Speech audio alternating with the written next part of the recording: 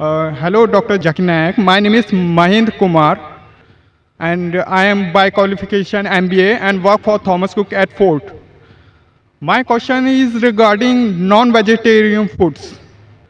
It is allowed in Islam. Animals are living beings. So don't you think that it is violence?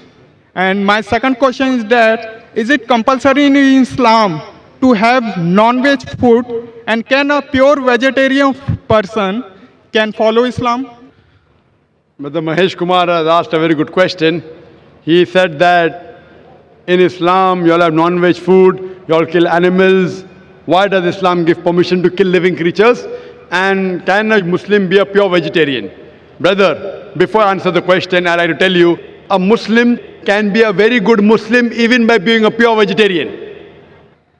It is not compulsory in Islam that you should have non-veg food. It's not compulsory.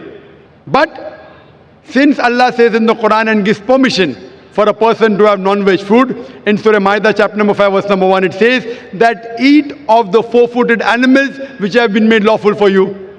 It's mentioned in Surah Nahl chapter 16 verse number 5 that you can eat the meat of the cattle.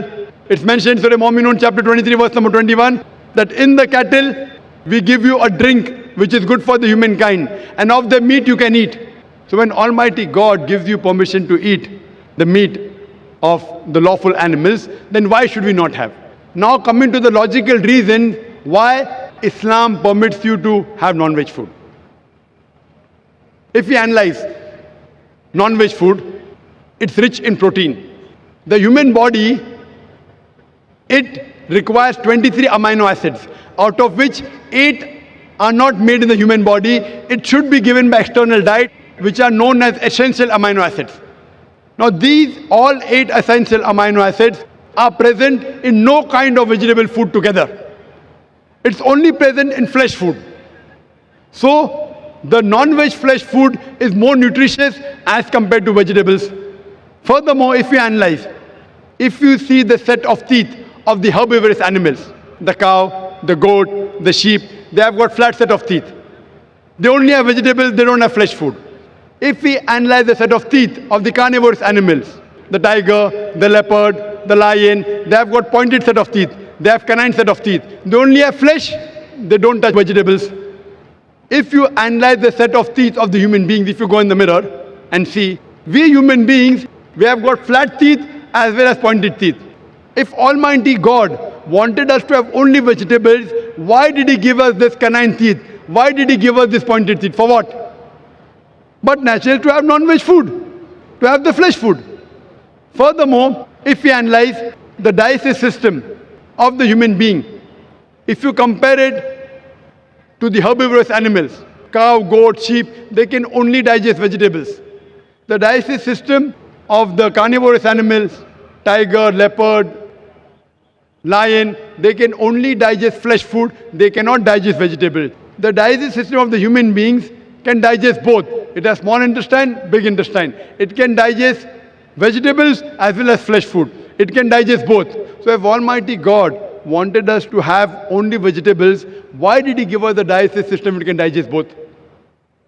As far as you analyze, many of the Hindus think that Hinduism prohibits the eating of flesh food.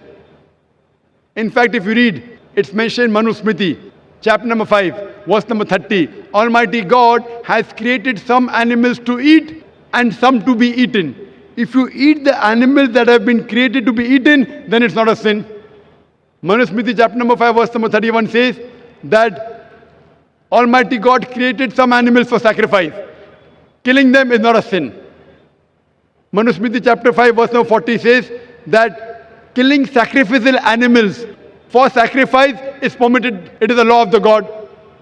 So in Hindu scriptures, it's permitted to have non-veg food. If you read the Vedas and the other scriptures, sages and sons, they ate non-veg food, they even ate beef. If you read Mahabharata, Anushasan Parv, chapter number 88, when the Pandavas, they gather, Yudhishthir, who's the eldest brother of the Pandav, he asks Bhishma that what food should we give in yagna, in puja, in sacrifice, so that our ancestors will be satisfied. So Bhishma replies that if you give herbs and shrubs and vegetables, our ancestors will be satisfied for 1 month. If you give them fish, for 2 months. If you give them meat, for 3 months. If you give them hair, for 4 months. If you give them goat, for 5 months. If you give them bacon, for 6 months. If you give them birds, for 7 months. If you give them deer, for 8 months. And the menu continues, big menus there. It says if you give buffalo, for 11 months. If you give the flesh of cow, our ancestors will be satisfied for 1 full year. And if you give red meat of goat or meat of rhinoceros, they'll be satisfied inexhaustibly. So according to Hindu scriptures, eating non-veg is not a sin.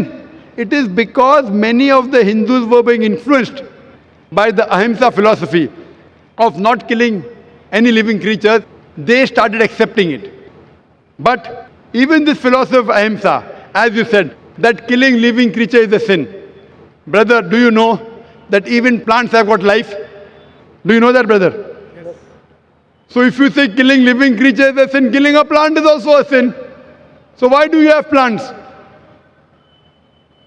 Agreed, very good.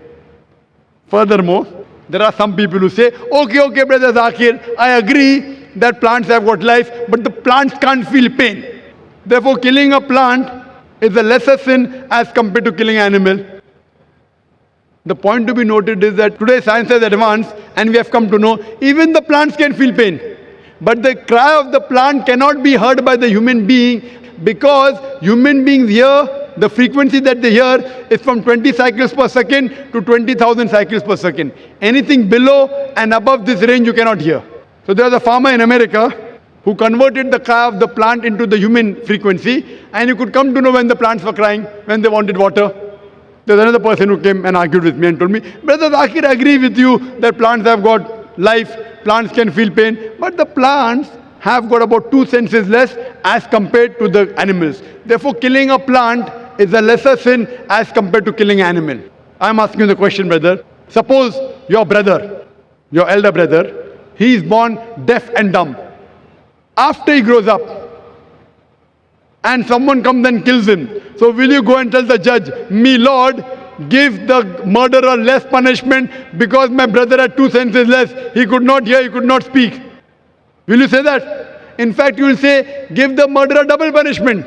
He could not hear, he could not speak. My brother was masoom, he was innocent. So in Islam, it does not work like that, 2 senses or 3 senses. The Quran says in Surah Baqarah, chapter number 2, verse number 168, eat of the good things we have provided to you. As long as the food is halal, it's tayyib for you, you can have it.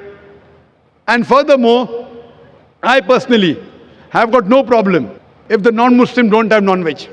I have got no problem. Only if they tell me eating non-veg is a sin, it's a crime, that's the time I give the reply. Otherwise, if the non-Muslims in India, they don't have non-veg, it's beneficial for me. If all the non-Muslims in India start having non-veg, then the prices of mutton and beef will rise. It'll be more expensive for me to have it. So personally, I've got no problem. Hope that satisfies your question, brother. Yeah, definitely, sir. So now, if you want, you can yet be a good vegetarian. If you want, you can eat non-veg also. Eating non-veg will keep you more healthy. You can have, but even if you want to be a pure vegetarian, it's not a sin. Hope that answers the question, brother.